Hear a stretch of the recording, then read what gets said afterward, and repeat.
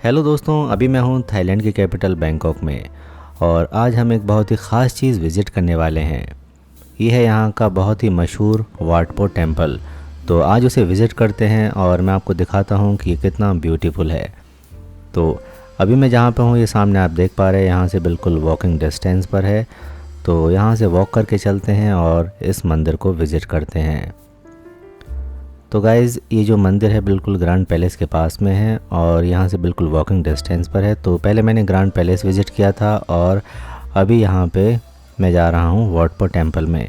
तो यहाँ से इसकी एंट्री है और अभी इसका टाइमिंग, हालांकि मैं थोड़ा लेट हो गया, तो शायद 5 बजे तक इसका टाइमिंग रहती है, 5 या 6 बजे के आसपास तक।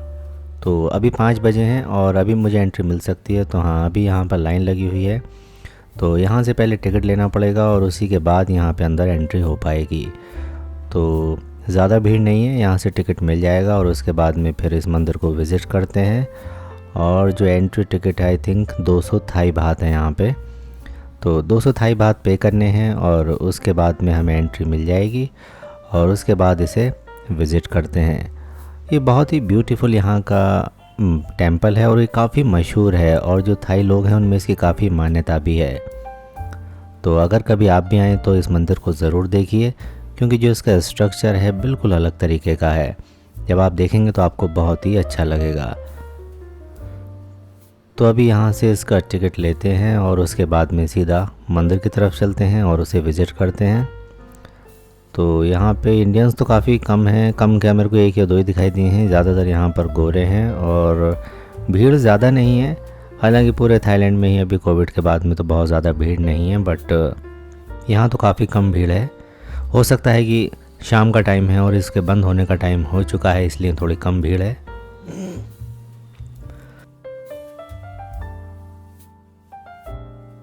तो मैंने 200 थाई बात पे कर दिए हैं, मेरे पास चेंज थे। तो यहाँ से सीधा भी टिकट मिलेगा, 200 थाई बात का टिकट मिला। तो टिकट मिल चुका है गाइज़। आप चलते हैं मंदिर में और मंदिर को विज़िट करते हैं।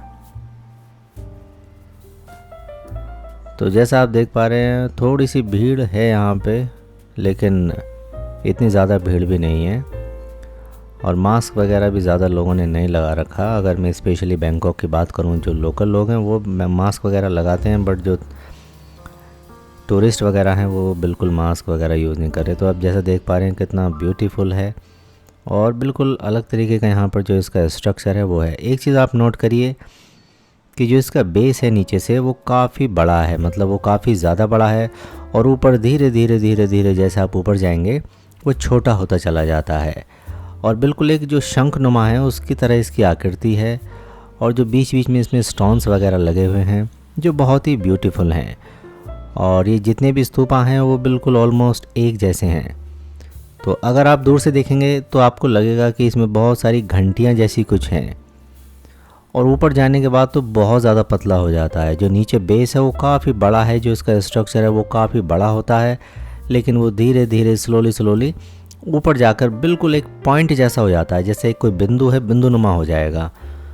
तो इंडिया में हालांकि कुछ जगह पर हैं, लेकिन जो उनका आकार है वो ऐसा नहीं है। अगर आप शायद धर्मशाला वगैरह गए हों तो वहाँ पर कुछ इस तरह की आकृति हैं, लेकिन बिल्कुल ऐसी नहीं है। जो यहाँ पर हैं बिल्कुल पूरी तरह से डिफरेंट हैं। जब आप इसके पास में जाते हैं तो जो नीचे का जो इसका स्ट्रक्चर है बहुत बड़ा दिखाई देगा आपको, बहुत ज़्यादा नीचे से चौड़ा रहता है, लेकिन जैसे आप ऊपर नज़रें उठाएंगे तो बिल्कुल धीरे धीरे धीरे धीरे पतला होना शुरू हो जाता है।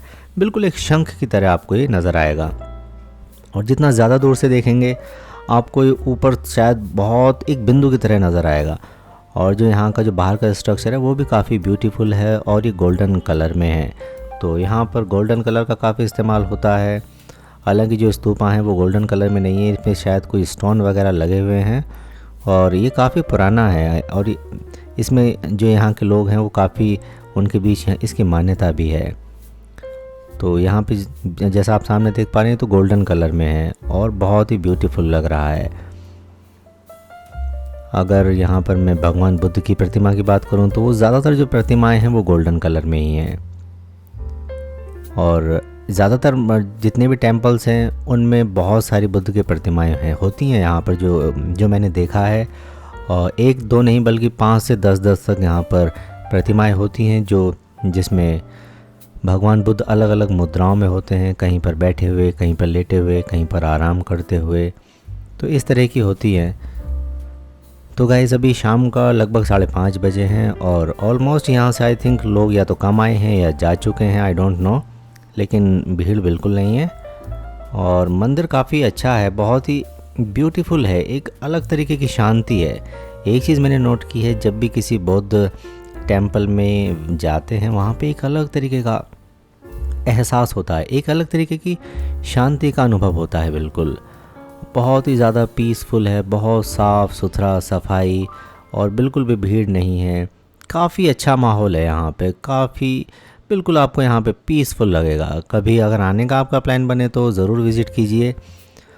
और ये यहाँ पे MRT है, मेट्रो स्टेशन, उसके बिल्कुल पास में है, वॉकिंग डिस्टेंस पर है। MRT यहाँ पर मेट्रो कहते हैं जो सबवे में चलती है, जो अंडरग्राउंड मेट्रो है उसे यहाँ पे MRT बोलते हैं।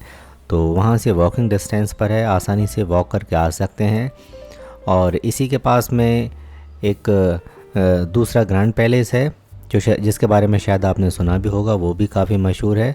तो एक ही दिन में आप दोनों कवर कर सकते हैं, पहले ग्रैंड पैलेस विज़िट कर सकते हैं और उसके बाद आप वाट पो विज़िट कर सकते हैं। तो एक ही दिन में आप प्लान बनाकर दोनों चीज़ों को विज़िट कर सकते हैं। हालांकि दोनों में एंट्री चार्ज है और इसमें एंट्री चार्ज के बाद ही आप एंट्री कर सकते हैं। और फ़ोटोग्राफी वगैरह अलाउड है यहाँ पे, वीडियो बना सकते हैं, फ़ोटो वगैरह क्लिक कर सकते हैं। तो काफ़ी अच्छा लगेगा, काफ़ी ब्यूटीफुल है। अगर मैं ग्रैंड पैलेस की बात करूं तो वहाँ पर 500 थाई बात की एंट्री चार्ज है अभी, और यहाँ पर 200 थाई बात है वाट पो में। आई थिंक यहाँ पे पहले ज़्यादा था, जो अभी मुझे पता लगा है वो अभी कम हो चुका है। शायद हो सकता है कि कोविड के बाद कम हुआ हो, आई डोंट नो, बट अभी जो है एज ऑफ नाउ वो 200 थाई बात यहाँ पे एंट्री टिकट है। तो 200 थाई बात का मतलब वही 450 के आसपास पे करने होंगे आपको। लेकिन यहाँ आने के बाद आपके पैसे वसूल हो जाएंगे, क्योंकि यहाँ पे जो एक शांति मिलेगी वो भी बहुत अच्छी है। यहाँ पे आप बैठ के मेडिटेशन भी कर सकते हैं और मंदिर तो आप विज़िट कर ही सकते हैं। हालांकि एक चीज़ है, जितने भी स्तूपा हैं वो एक जैसे हैं। जैसे जब आप शुरू में एंट्री करेंगे तो आपको बहुत अच्छा लगेगा, बहुत ही यूनिक आपको फील होगा। लेकिन जैसे जैसे आप वॉक करते रहेंगे तो फिर आपको लगेगा कि सब कुछ एक जैसा है। हालांकि बहुत सारे यहाँ पे स्तूपा वगैरह बने हुए हैं और काफ़ी बड़ा भी है और आपको यहाँ पे घूमने में टाइम भी लगेगा, लेकिन जो स्ट्रक्चर है वो ऑलमोस्ट एक जैसा है और जो इसकी जो बाहर का जो डिज़ाइन है वो भी एक जैसा है।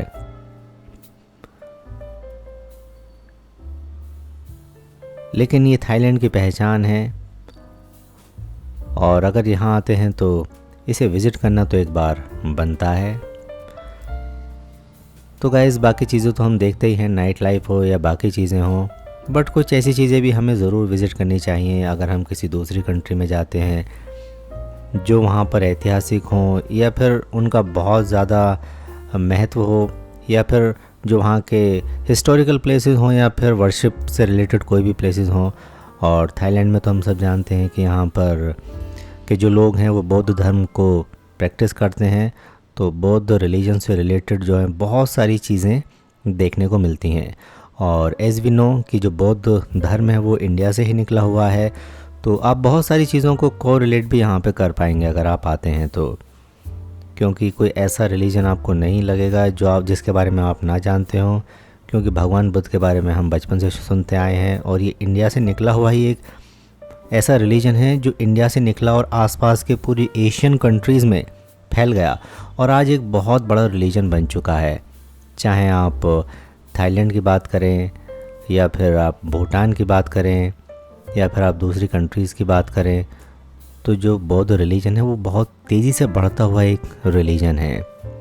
तो इंडिया में तो इसका बहुत ज़्यादा सिग्निफिकेंस है, क्योंकि इंडिया से निकला हुआ ये धर्म है और एशिया में काफ़ी तेज़ी से बढ़ भी रहा है।